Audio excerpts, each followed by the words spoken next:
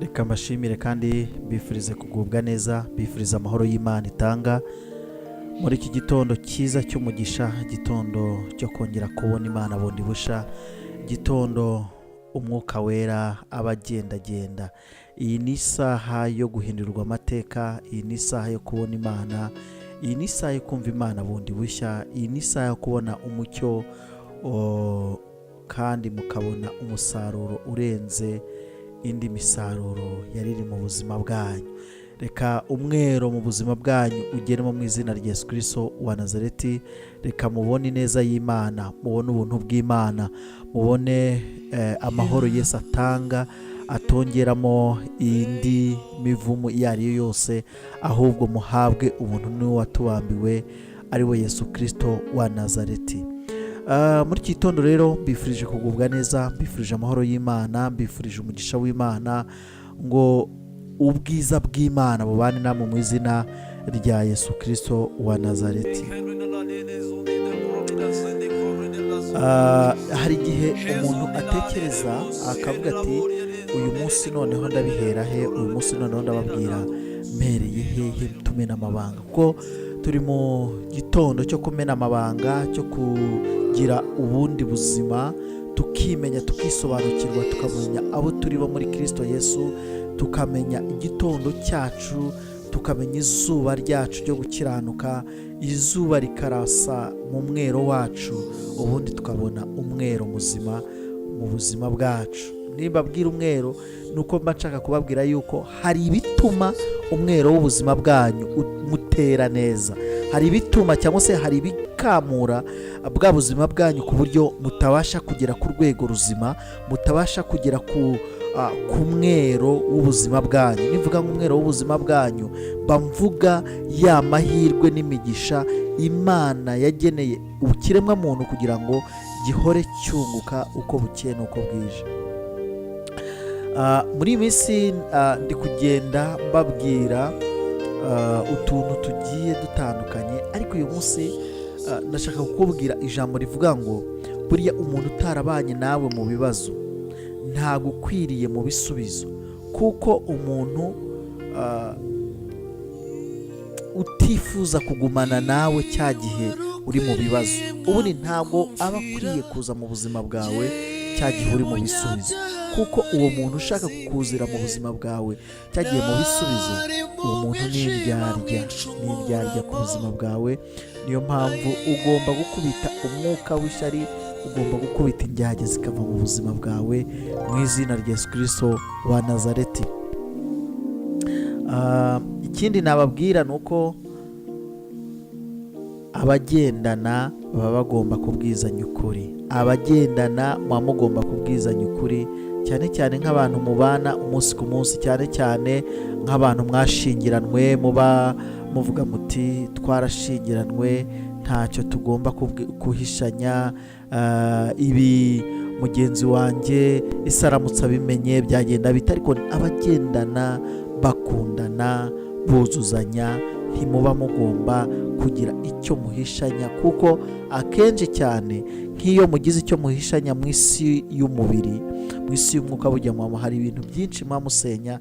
Niyo mpamvu nababwira ngo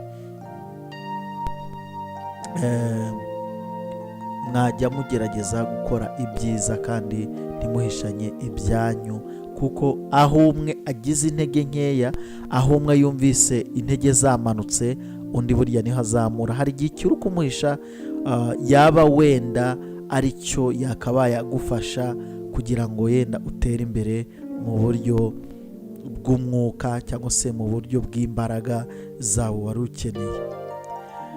Nkababwira ngo burya bene data, kugira neza ntibisaba gukomerwa amashyi, ubugira neza bwa nyabwo ntabwo busaba gukomerwa amashyi pe. Niyo mpamvu ibyo nkora bya buri munsi nkeneye komenti zanyu, nkeneye uko mubyumva, ariko niyo mbabwiye ngo mu komenti ntabwo mba mbabwiye gukomerwa amashyi pe, kuko ibyo nkora ndabizi, nzuzampemba, nzi impamvu uru rugendo narutangiye, ni ukugira ngo ibyo nzi namwe mubimenye, kandi kubimenya kwanyu nizo nyungu zanjye, niwo munezero wanjye, kuko ntabwo nkeneye kamera zitera ngo uriya muntu ngo yari ari mu ndangagaciro izi n'izi, ariko aza kuzivamo ari njyewe bigizemo uruhare. Oya, nanjye si njyewe ubikora, ahubwo Kristo uri muri twebwe niwe ubasha kubikora. kuko narababwiye ngo turi imana mu bumana, turi imana ntoya. niyo mpamvu nyine tuba tugomba kurema iby'ubuzima bwacu natwe tukava ku rwego rumwe tukagera ku rundi rwego.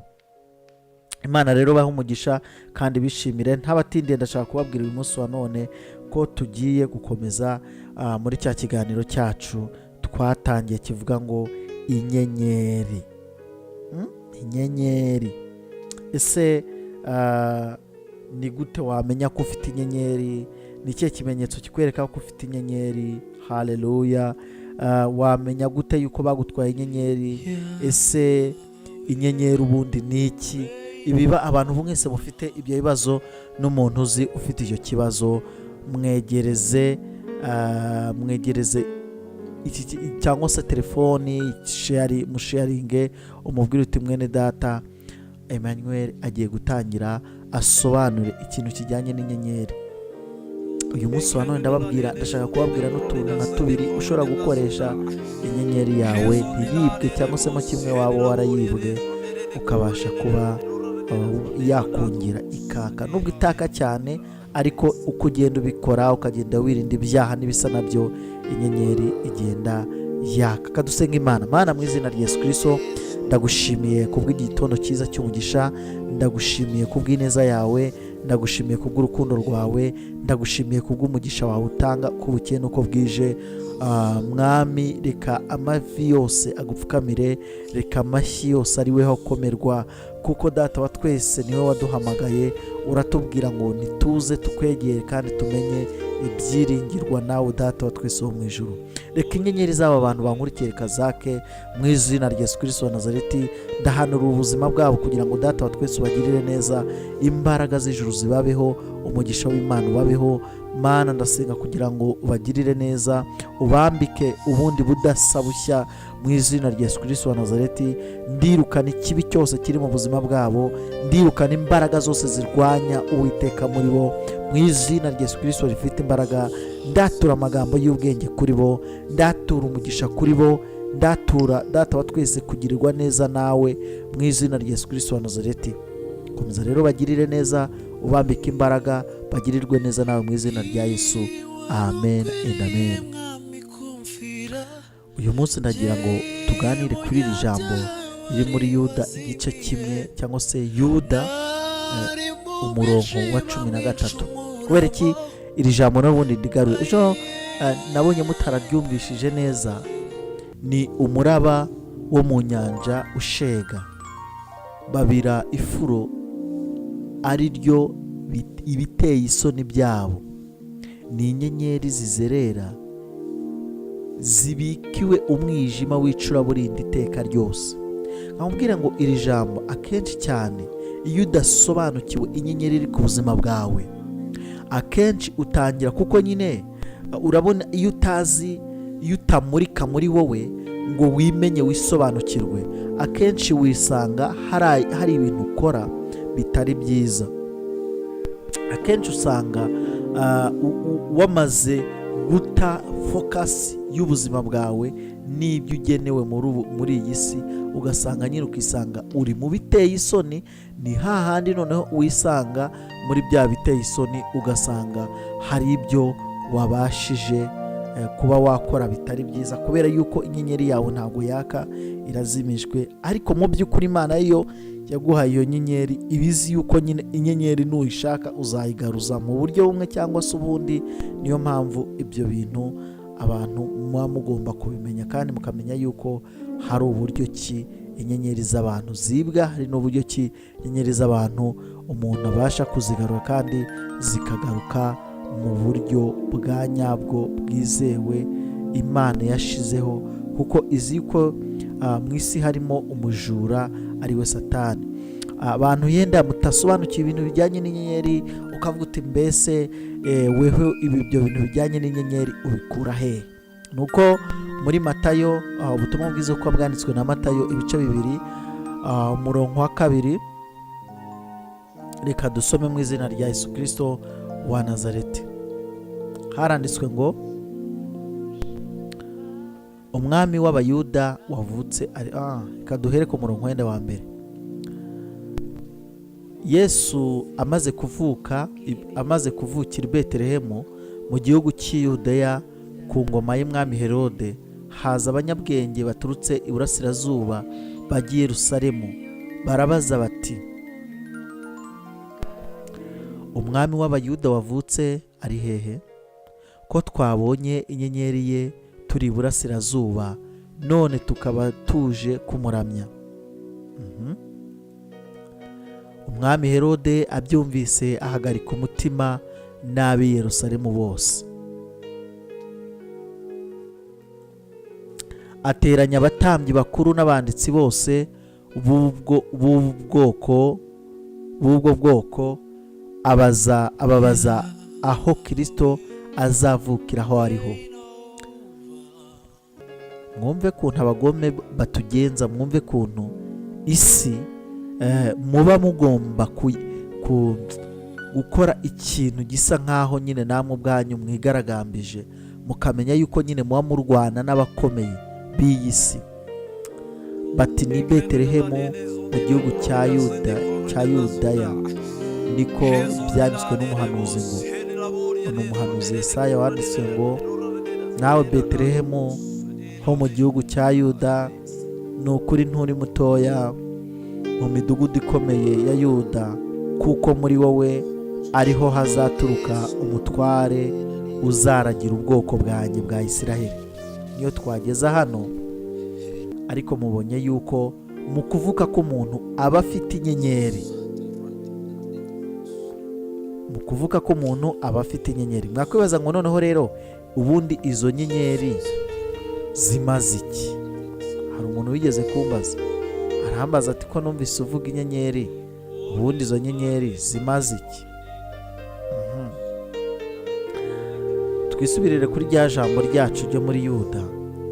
Ni umuraba wo mu nyanja ushega, babiri ifuro, ari ryo ibiteye isoni byabo, n'inyenyeri zizerera zibikiye umujinya w'icuraburindi iteka ryose. Aha hantu muze gukomeza muhashinga agati, kuko muri iyi minsi ndashaka kugira ngo tugende nyine tuhasobanukirwa umunsi ku munsi mu izina rya Yesu Kristo wa Nazareti. Ese inyenyeri ubundi ni iki? Inyenyeri ni imbaraga, inyenyeri ni amahirwe, inyenyeri ni umugisha, inyenyeri ni ubwiza bw'Imana, ni feva y'Imana, ni ubuntu bw'Imana igushyiraho. Inyenyeri ubundi ni ubuntu bw'Imana igushyiraho ukivuka. Iyi nyenyeri rero abayifite, ibyo bagerageje gukora byose biba byoroshye.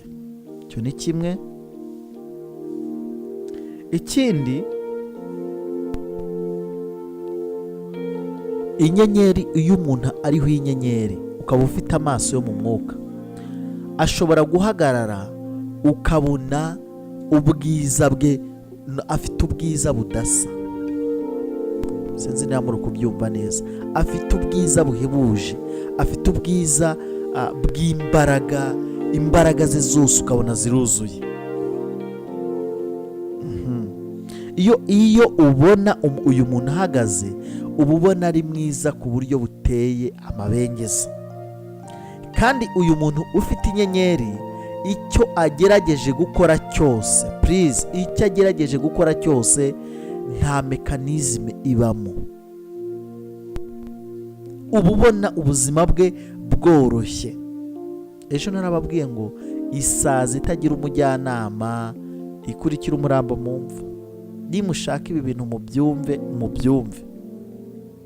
Umuntu wese Imana yazanye hano ku isi aza afite inyenyeri ye.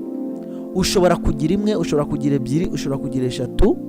Sindasobanukirwa ko ushobora kurenza eshatu, ariko umuntu mu mpagarike y'ubuzima bwe, ubundi inyenyeri ziba zaka ze ku buzima bwe. Abahanga bavuga yuko aba afite inyenyeri eshatu zaka kurenza izindi zose. sinzi niba mwibuka mu kiganiro ejo twaganiriye, aho twaganiriye inyenyeri y'urushako. Iyi nyenyeri abantu bose muba mugomba kuyigira, mwabyanga mutabyemera. Inyenyeri y'urushako iba igomba kwaka. Ye n'inyenyeri y'akazi ntabwo ari necessaire cyane, n'inyenyeri y'ubuyobozi, ariko umuntu aba agomba kugira, nyuma y'urushako aba agomba kugira inyenyeri y'urubyaro. Inyenyeri yo hejuru abantu mwese muba mugomba kuyigira, ubundi abantu mwese mwagombye kuba nyine muri ku rwego. Ariko kubwo icyaha cyaje mu isi, inyenyeri niyo mpamvu abantu benshi batayigira. Reka nkubwire ngo indi nyenyeri utagomba kwirengagiza, inyenyeri y'urukundo. Izi nyenyeri uko ari eshatu, inyenyeri y'urushako, inyenyeri y'urubyaro, inyenyeri y'urukundo, izi nyenyeri abantu barazivukana. Izindi nyenyeri bagenda batsa ni nk'inyenyeri yo mu mwuka, inyenyeri yo hejuru, inyenyeri y'ubuyobozi n'inyenyeri y'akazi. Ibi bintu abantu baraziyakiriza, ariko nta mekanizme ibirimo kuzatsa, kuko kenshi cyane weho ugera mu gihe bino bintu bihari, inyenyeri yawe igahita yaka. Haleluya. Hanyuma tumaze kumenya ubundi nyakuri inyenyeri icyo ari cyo. Ni feva y'Imana, ni ubuntu bw'Imana, ni iremerwa ryo muri wowe uba ufite, rikubashisha kuba wagira ibyo ugeraho cyangwa se wagira ibyo ukora, ariko ukabikora nta mbogamizi ubyifitemo. Haleluya. Abahanga, iyo usomye mu bitabo by'abahanga, inyenyeri bazita yuko ari iminyeganyego cyangwa se vibration, ni za arufa ziri hejuru cyane. Haleluya.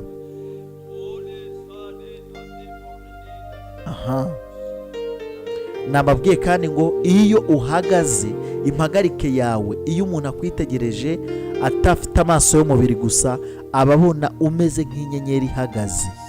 Kuko umuntu wese ku isi buriya, iyo uko avukira hano ku isi, inyenyeri ye yo mu buryo bw'ibigaragara mu ijuru ihita yaka. Niyo mpamvu abantu iyo bavuga ngo umugisha wawe, iyo umuntu agiye kukuzimya, akuzimya akoresheje isanzure, akuzimya akoresheje icyo bajya bita za ba Australia zo hasi nyine, iyo myuka yashyiriweho kurwanya ikiremwa muntu. Iyo niyo myuka rero umuntu nabasha kubabwira ngo akenshi cyane izi nyenyeri zanyu ziba zijimijwe, kubera ko umuntu uzi kuzizimya akaza akamenya uko azizimya. Hari uburyo, si ngombwa kubivuga hano kuri kamera, ariko hari uburyo umuntu azimya inyenyeri yawe akayizimya neza cyane, ariko abo ni abana b'umubi bahoza imitima yabo ku mubi. Uwiteka ajya bahana, kandi baragahoza ubundi imitima yabo ku mubi, ubundi bakazarimbukana mu izina rya Yesu. Ubundi abantu uko batandukanye, ni nako n'inyenyeri zabo ziba zitandukanye. Ibyo byo ni ibintu byumvikana cyane. Abantu ubundi niba hari uburyo abantu batandukanye, ni nako n'inyenyeri zabo ziba zitandukanye. Ariko muri uko gutandukana kw'inyenyeri zabo, niyo mpamvu akenshi usanga ibyo bagerageza gukora byose byabo nabyo ubona ko ariko biba bitandukanye. Haleluya. Ubundi inyenyeri ni ayahe marembo umuntu afungura ku buzima bwe, ku buryo inyenyeri zabo zibasha kwibwa? Irembo rya mbere ni irembo ry'ubusambanyi bwa kamere.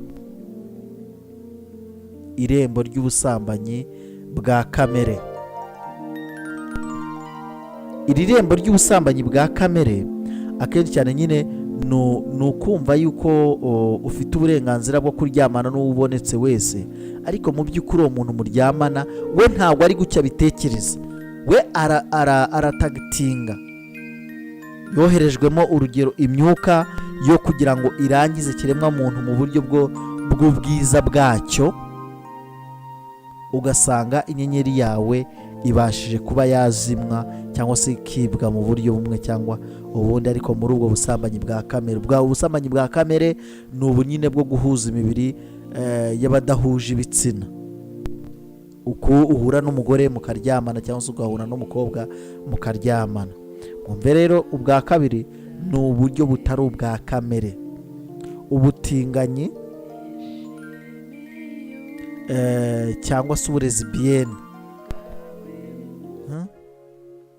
Ubundi ibi bintu nibyo bintu bizimya inyenyeri y'umuntu, ugasanga umuntu ameze nk'igishushushungwa, ni ikintu kiri aho kigenda gusa. Akenshi cyane ubundi abafite ibi bintu nyine byo gutingana, usanga ubuzima bwabo busa nkaho butaka, cyangwa se ububona na feva y'Imana ntayibariho, nta gikundiro bafite. Nyine bagira igikundiro, kuba igikundiro cyabo ni igikundiro kibi, ni ikibayobora muri bwa buryo bwo kuba bajya muri za ngeso mbi n'ibindi bigiye bitandukanye. Haleluya, Imana ishimwe cyane. Kubera iki aha yenda, nubwo nabyo biriya by'ubusambanyi bwa kamere n'ubusambanyi butari ubwa kamere, ariko ikintu kibi cyane wakwibaza, ibindi byo narabisomeye mu busambanyi bwa kamere, buryo cy'abantu bibwa inyenyeri. Ariko noneho uyu munsi wa none kabafashe mu busambanyi butari ubwa kamere. Urabona, iyo umugabo cyangwa se mo kimwe ukabona umuntu utagira ubwenge afashe umugore, aho kugira ngo baryamane mu buryo bwa kamere, bakaryamana mu buryo butari ubwa kamere. Nimvuga uburyo butari ubwa kamere, ubwo nyine muhite mubyumva, ugasanga rimwe na rimwe hari igihe inyenyeri cyangwa se kujya kugira ijambo mu bantu bizimywa nuko uyu muntu yagiye gusambana, noneho yajya gusambana bakarenza uko Imana yaremeye ikiremwa muntu, aho ugasanga noneho bari gukoresha uburyo butari ubw'Imana yaremye. Ubundi akanywa niba gakoreshwa mu buryo bwo kuvuga ijambo ry'Imana, kakaba gakoresha mu kuvuganira abandi, kakaba gakoreshwa mu bundi buryo nyine bwo kwiyaturiraho ibyiza, ukaba ugiye kugakoresha mu buryo bw'ubusambanyi, bwo gusambanyizwa mu kanwa, cyangwa se gusambanyirizwa mu kanwa ku muntu uwo ari we wese. Uwo ubonye wese urasama, urumva ibi bintu byanga byakunda bifite ingaruka mu buryo bumwe cyangwa ubundi. Ijambo ryawe uri kuryamburwa, uri kuba icyo bajya bita umucakara w'uwo muntu. Ubundi iyo umuntu muryamanye muri ubwo buryo, aba abaye umucakara wawe.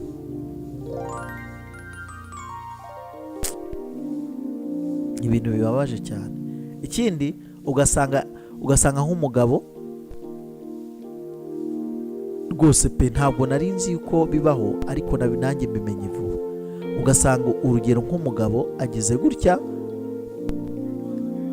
uburyo bwa kamere ntabwo abushaka, arashaka inyuma. Yarangiza nyine, kubera ko ibyo kandi abikora hari ibintu ari kwatura mu mutima we, cyangwa se niyo yabivuga ntumenye ibyo ari kuvuga ibyo ari byo, ukagira ngo ni byiza gusa, naho ari kugutwara inyenyeri yawe, ari kuyizimya. Ibintu by'amadayimoni asa nabi y'umwanda pe, ni ibitaka bivanze, ni umuvumo uvanzemo ibitaka. Ni uburyo bubi buteye ubwoba. Akenshi cyane bano bantu b'abatinganyi usanga babaka inyenyeri ya grandeur. Inyenyeri ya grandeur rwose, ugasanga umuntu bari gutingana, ariko ubwo butinganyi bwabo inyenyeri yo hejuru, nababwiye nyine, inyenyeri yo gushirwa hejuru. Waba uri muri business, akaba ari we bahakuyobora iyo business, inyenyeri yo gushirwa hejuru. Hanyuma kuko waciye mu nzira yo guhakana Uhoraho, muri ubwo buryo bw'ubusambanyi. Niyo mpamvu nyine abapfumu bahise bagira gute, bakubonamo ubushobozi, bakubonamo inzira n'irembo nyine ryo gucishwamo cyangwa se ryo kugura ibyawe wakabaye utagurisha. Uyu munsi wa none rero ni gute wakwatsa, nongeye kubabwira buryo ki wahagarika, kuko ejo tuzaganira ni gute wakwatsa inyenyeri yawe. Noneho reka mbabwire ikintu gikomeye cyane, ni gute warinda uburyo bwo kwibwa inyenyeri. Ngiye kubabwira ibintu akenshi cyane umuntu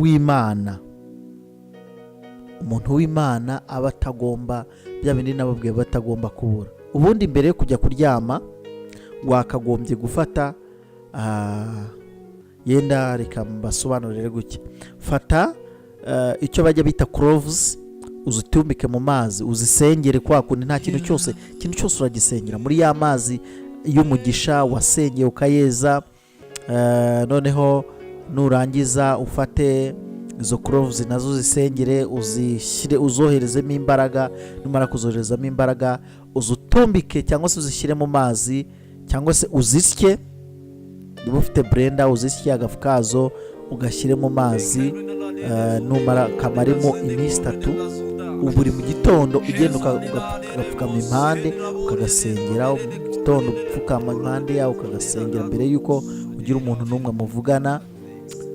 Fata noneho ibi bintu uru ruvange rwawe cyangwa se ibinyabuzima byawe nibimara byibuze iminsi 3 ubisengera buri mu gitondo. Kandi noneho na za mbaraga za ya mazi, urumva yuko ni ikintu gikomeye cyane. Mbere yuko uryama please banza ufate kuri ya mazi ya cloves unyanyagize mu mazi ugiye koga. Nurangiza ufata wa munyu w'inyanja wasengeye, warangiza ukawuherezamo imbaraga. Mara kuwoherezamo imbaraga ukawuhesha umugisha. Naho fatamo byibuze nk'utuntu nka 3 tw'umunyu, si ngombwa umunyu mwinshi, uterere muri ya mazi ujye kuryama. Mbere yo kujya kuryama uzafata urutoki rw'igikumwe, umusumba zose, urutoki rurerure. Nurangiza ufate huile d'olive usige hagati yawe hano mu ijisho rya 3. Abantu musobanukiye iby'ijisho rya 3 barabyumva cyane, abandi mudasoni iby'ijisho rya 3 babyita ijisho ry'umwuka.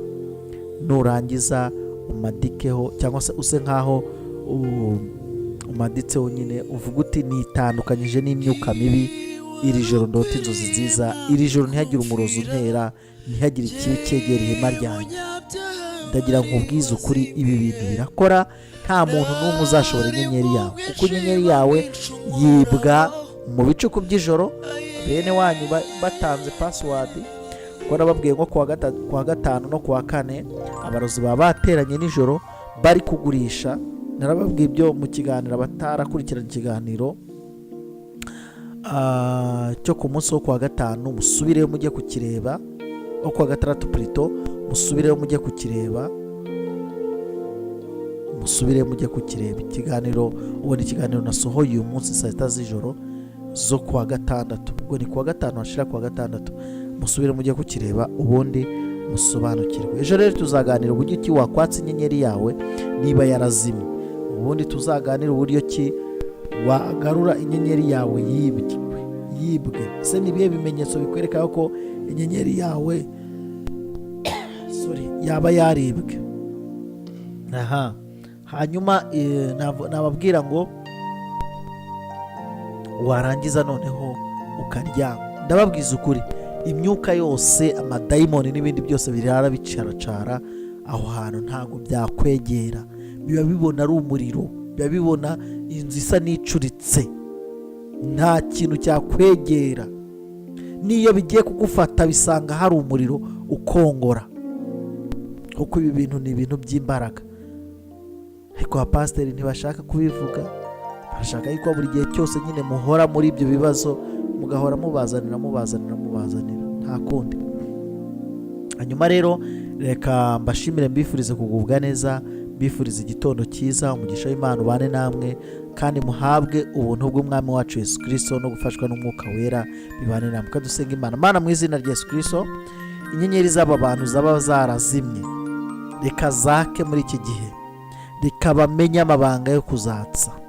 Reka kano kanya Data wa twese abari bari kumva muri bo inyenyeri zabo zatangiye gukorwaho, nibakora ibi Uwiteka uzabumvira uri mu ijuru, birinda ubusambanyi, birinda ibyaha, kuko nta kintu babasha gukora n'ubundi mu gihe amaboko yabo, akanywa kabo n'amaso yabo n'amatwi yabo n'imibiri yabo itagukiranukiye, ntacyo babasha gukora.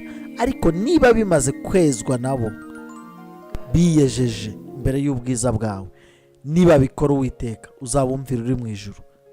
Komeza ubane natwe, tugirire neza, tubisabye Imana mu izina rya Yesu Kristo, amen amen.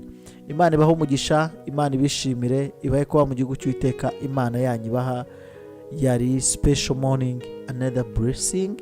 Zindukana n'Imana mu gutsinda abanzi bawe. Aho twari dufite umutwe w'ijambo ugira uti, Uwiteka yabwiye umwami wanjye ati, icara iburyo bwanjye ugeze aho nzashyirira abanzi bawe munsi y'ibirenge byanjye. Munsi y'ibirenge byanjye. Ni ukuvuga ngo Imana yiteguye yuko igomba gushyira abanzi munsi y'ibirenge byawe, ukagarurirwa inyenyeri yawe, ukagarurirwa amahirwe yawe, igikundiro cy'Imana kikakubaho, umugisha w'Imana ukakubaho, kandi ukagirirwa neza n'Imana. Ndabakunda rero, bifuriza ibyiza, bifuriza amahoro y'Imana. Shalom shalom. Uwiteka abarebe neza, abamwenyurire. Ndabakunda n'ukuri. Ngiyo nimero aho kuri screen, mwampamagara ubundi tugafatikanya, Uwiteka akatugirira neza. Amen.